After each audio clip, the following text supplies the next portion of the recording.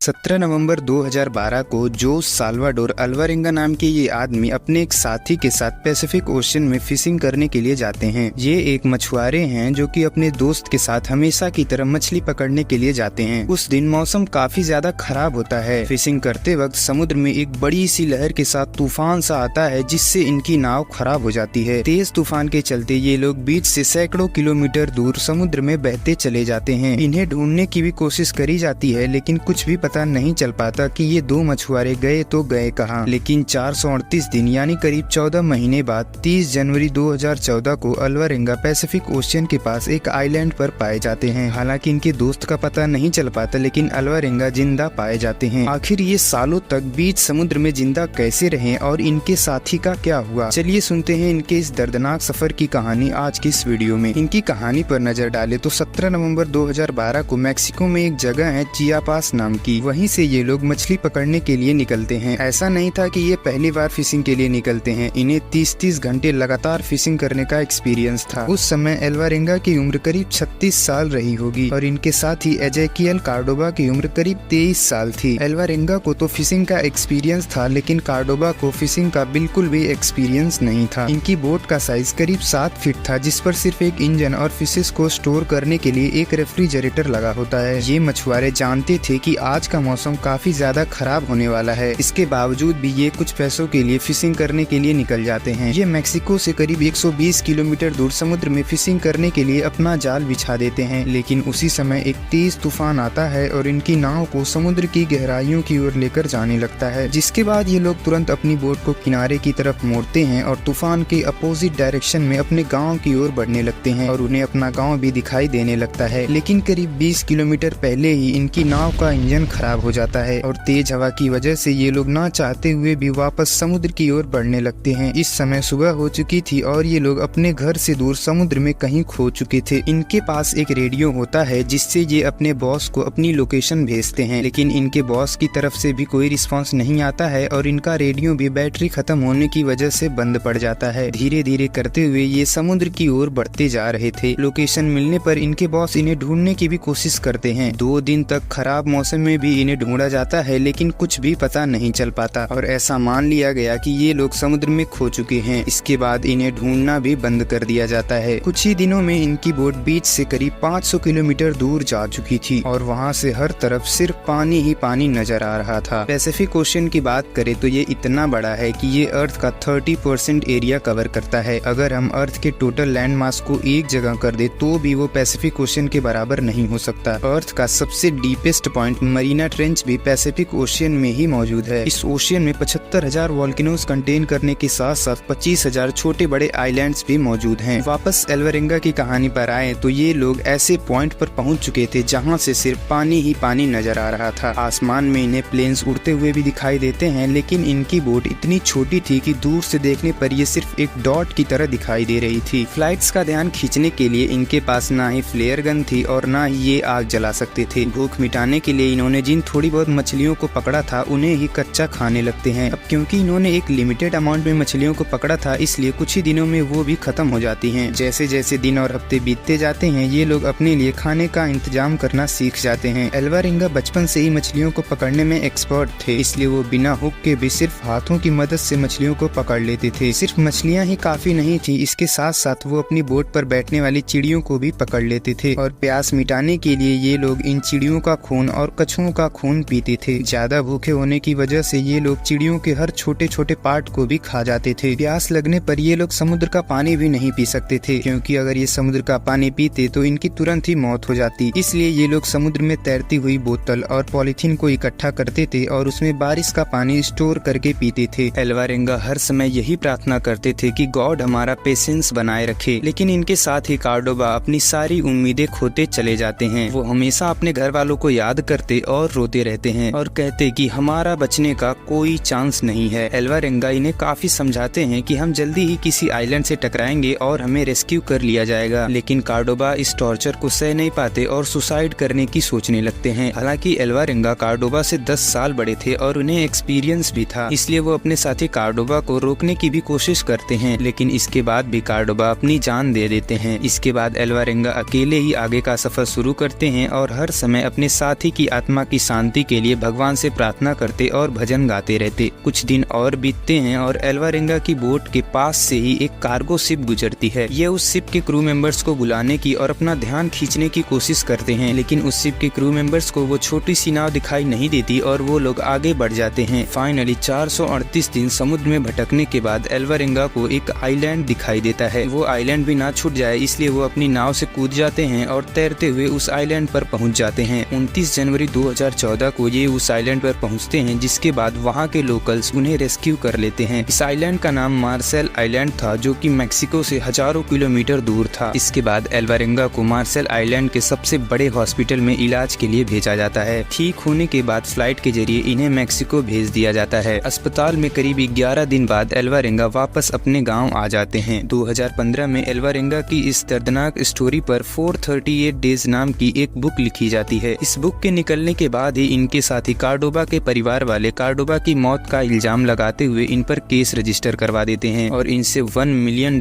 के जुर्माने की मांग करते हैं। हालांकि एल्वारेंगा के लॉयर इस चीज से कम्प्लीटली डिनाई करते हैं और इस केस को रद्द कर दिया जाता है। एल्वारेंगा की उम्र इस समय करीब 48 साल है और ये आज भी अपने गाँव में अपने फैमिली के साथ खुशी खुशी रहते हैं। हालांकि अब इन्हें पानी से काफी डर लगता है और ये मछलियाँ पकड़ने भी नहीं जाते। आज से सिर्फ 9 साल पहले हुई ये घटना अभी भी सबके रोंगटे खड़े कर देती है। उम्मीद है आपको यह वीडियो पसंद आई होगी। अंत तक देखने के लिए बहुत बहुत धन्यवाद।